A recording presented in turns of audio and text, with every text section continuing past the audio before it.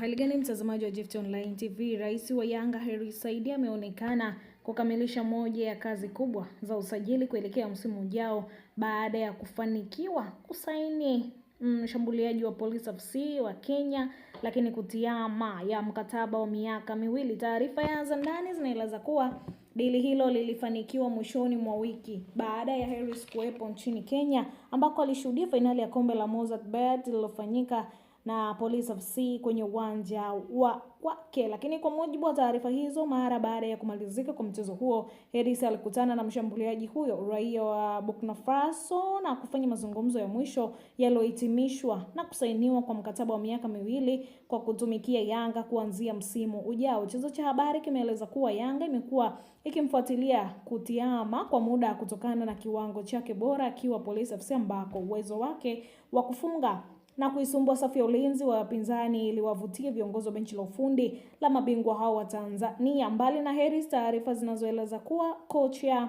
Beni Mwalala ambaye amekuwa akiwasilishwa na Yanga alikuwa miongoni mwa watu waliokuwa wakimfuatilia kwa karibu maendeleo ya mshambuliaji huyo kabla ya uamuzi wa mwisho kufikiwa. Mwalala alipewa jukumu la kumfuatilia mchezaji huyo wa karibu. Baada ya kuwasilisha ripoti yake, viongozi waliridhishwa na uwezo wake na hatimaye dili la kusainishwa kwake likakamilika. Mkataba wake ni miaka miwili. Ingawa Police FC ilipoteza fainali hiyo ya mabao 2-1 dhidi ya Tusker FC, kutiana aliendelea kuwa gumzo kutokana na kiwango chake, huku akitajwa kuwa miongoni mwa washambuliaji wenye uwezo mkubwa na matarajio makubwa katika kuandaa ukanda wa Afrika Mashariki. Sasa endelea kusubscribe, kushare, like na kucomment tuweze kuona huyo bwana Hersi aliweza kufanyaje. Aidha wamemchukua ama bado wanasuasua tuone nini ambacho